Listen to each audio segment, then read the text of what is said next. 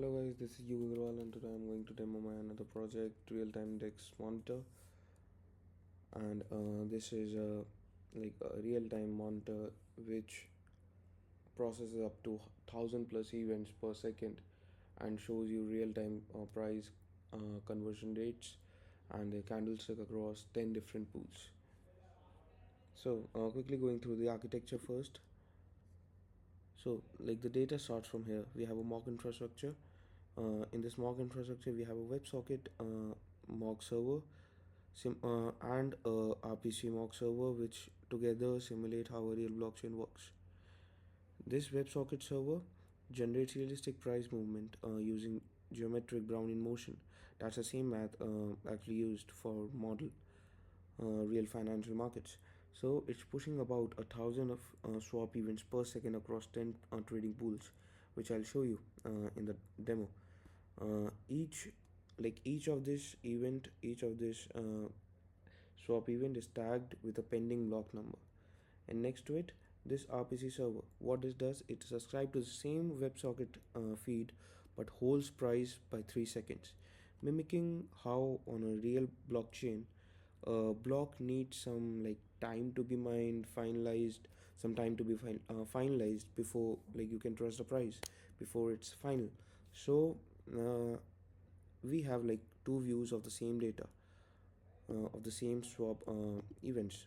First, a very fast but a very unreliable, unconfirmed source, and second one is a slow but a very trustworthy source.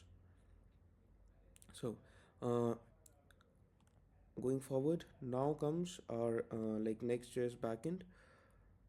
Uh, these swap events come through this WebSocket subscriber. We are using TRPC for subscriber. Every single event is validated with Zod, so we know that malformed data never makes it past this point. And now this is a main block confirmation, like a main guard. It actually takes the pending prices from the WebSocket and compares them with the confirmed state from the RPC. And if the RPC block number isn't higher than what we already have, then price get rejected because it's a stale view. This is how we prevent showing prices from blocks that could be recognized, which is a real problems on chains for example, if we say Ethereum. Yeah. And after that, confirmed candles flow down to SQLite for persistence. uh, Actually this is out of the scope for the original task that I was given, but I used this SQLite. I made a this uh, I made a OHLC database using SQLite because I wanted to make this app user friendly.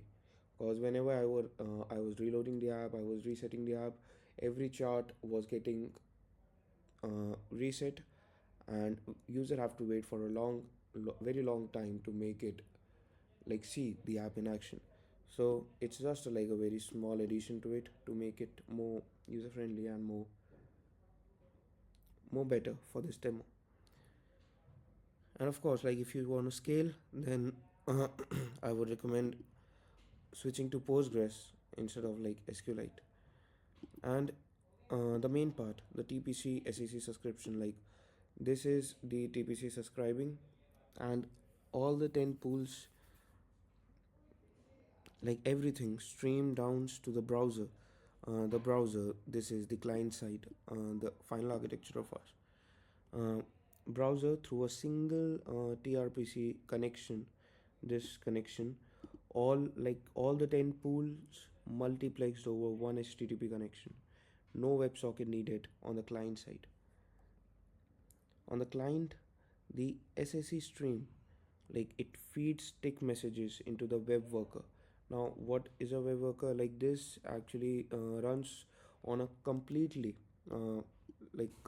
separate thread, doing all the OHLC math, open, high, low, close, bucketing ticks into 1 second, 5 second, and 1 minute candles, I'll show you in the demo like how it shows, and it throttles updates to the main thread at like 100 milliseconds. So we are like never flooding the React. The And of course, like I have chose Justin Store, and here the Justin Store batches those updates using like request animation frame. The pool table like only re-renders the single row that changed. Like for every like update, we only render a single pool, only a single slice. Like we doesn't render everything, all the 10 pools for every update. That's the critical reason why I chose Justin over like Redux or Context. And the candlestick charge is like then updated. Of course, using lightweight charts instead of D3 because it is like used by all those industry level, prod level monitorings, and it is made for this. So now I'll show you how we maintain like 60 fps. Like this is how we maintain 60 fps. Now I'll show you the demo, the real dashboard of how it's look.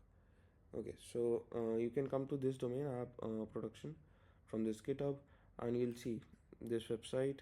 As you can see, we have 10 pools and we are maintaining 60 fps. If I like reload the app also, you can see after connecting, yes, we are maintaining 60 fps here, and we are like live. The client SAC, we have been subscribed, it is live, and the server WS is also like working, it is connected. You can see like these are the pending prices, these orange prices, and you can see like there are thousand of conversion prices we are getting. By default, I'm running it at 1000 events per second. You can adjust your value according to the environments, in the environments.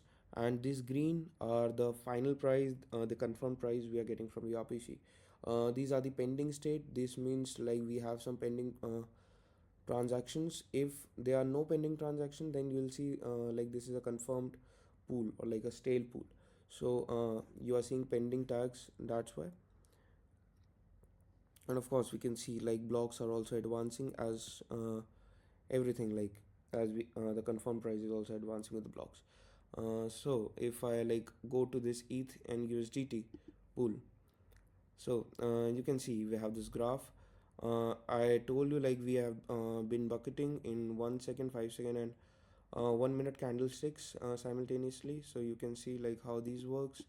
We also have like that's a very small enhancement, but a volume chart just beneath, and you can see like we are updating the price like real time, and between every like operation, between everything, you can see we are maintaining the 60 fps.